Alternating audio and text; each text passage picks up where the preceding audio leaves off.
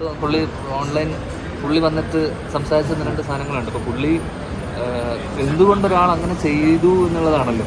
കാരണം ഒരേ ഫ്രട്ടേണിറ്റിയിൽ cinema, music ഇതൊക്കെ പുള്ളി അതേ ഫ്രട്ടേണിറ്റിയിൽ വർക്ക് ചെയ്യുന്ന ഒരു മ്യൂസിക് ഡയറക്ടർ, ആസിഫ് ഇത്രയും സീനിയർ ആയിട്ടുള്ള ഒരു ആർട്ടിസ്റ്റ്. അപ്പം എന്തുകൊണ്ട് അങ്ങനെ ചെയ്തു എന്ന് പറഞ്ഞതിന് പുള്ളി പറയുന്നത് വെച്ച് കഴിഞ്ഞാൽ പുള്ളിയുടെ പേരെന്തോ മാറി വിളിച്ചു, സന്തോഷ് നാരായൺ എന്ന് വിളിച്ചു.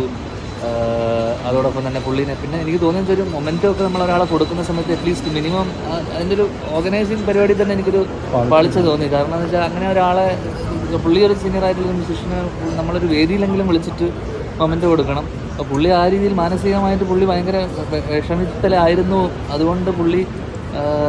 അതുകൊണ്ടാണ് പുള്ളി ആസിഫിനെ അല്ലെങ്കിൽ ആസിഫിനെ മൈൻഡ് ചെയ്യാതെ പോയതെന്നാണ് പറയുന്നത്. പക്ഷേ നമ്മളൊരാൾ എംബാരസ്ഡായി ഇൻസൾട്ടഡായി നിൽക്കുന്ന സമയത്ത് നമുക്ക് വേറൊരാളെ അതേ നാണയത്തിൽ നമുക്ക് വേറൊരാളെ ഇൻസൾട്ട് ചെയ്യാൻ പാടുണ്ടോ?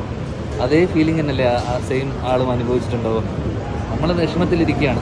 അതും പ്രത്യേകിച്ച് നമ്മളൊരു മീഡിയ പേഴ്സൺ അല്ലെങ്കിൽ പ്രത്യേകിച്ച് നമ്മൾ ആൾക്കാർ 10 പേര് അറിയുന്ന ആൾക്കാരാകുമ്പോൾ നമ്മുടെ ടാൻഡ്രംസോ നമ്മുടെ ഇതോ അങ്ങനെയാണ് ഇവിടെ മോഹൻലാൽ സാറും മമ്മൂക്കയൊക്കെ എന്തൊക്കെ അവർക്ക് ഉണ്ടാകുന്ന എന്തൊക്കെ മാനസിക ബുദ്ധിമുട്ടുകളുണ്ട് അതൊക്കെ പുറത്തെ ആൾക്കാരുടെ അടുത്തും മീഡിയയുടെ അടുത്തൊക്കെ കാണിക്കാൻ നിന്ന് കഴിഞ്ഞ് കഴിഞ്ഞാൽ എന്തൊക്കെ ആരെയൊക്കെ ചീത്ത വിളിക്കണം, മൈൻഡ് ചെയ്യാതെ പോകണം.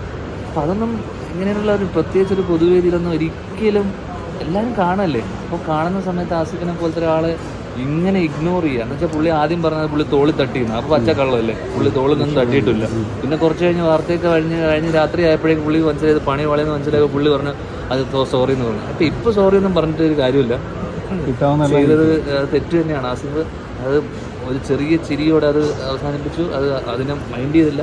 അങ്ങനെയുള്ള ആൾക്കാർ നമ്മൾ ഈ ഒരു ചെറിയ ചിരിയിൽ നിന്ന് ഒതുക്കുക എന്നുള്ളത് മാത്രമേ ഉള്ളൂ. അതുകൊണ്ട് എന്താ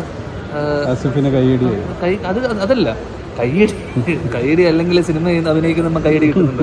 ഇതുകൊണ്ടൊരു കൈയടി, ഒരു മൊമെന്റ് ഒരു നിമിഷം പുള്ളിക്ക് ഒരു വിഷമം ഉണ്ടായിട്ടുണ്ടാവുമല്ലോ. അത് നമുക്ക് ആ ഒരു ഫീലിംഗ് വരുമ്പോഴേ നമുക്കത് മനസ്സിലാവുള്ളൂ. ഇത്രയും ആൾക്കാരെ മുൻപിൽ എംബാരസ്ഡ് ആവുക എന്ന് പറഞ്ഞു. അപ്പം അതേ നാണയത്തിൽ വേറൊരാളെ പുള്ളി അത് ചെയ്തപ്പോൾ പുള്ളി അതിന് കുറേ സോറിയൊക്കെ പറഞ്ഞു. പക്ഷെ അതെനിക്കൊരു സോറി ആയിട്ട് എനിക്ക് തോന്നി, അത് മനസ്സിൽ നിന്ന് പറഞ്ഞൊരു സോറി ആയിട്ട് തോന്നിയില്ല.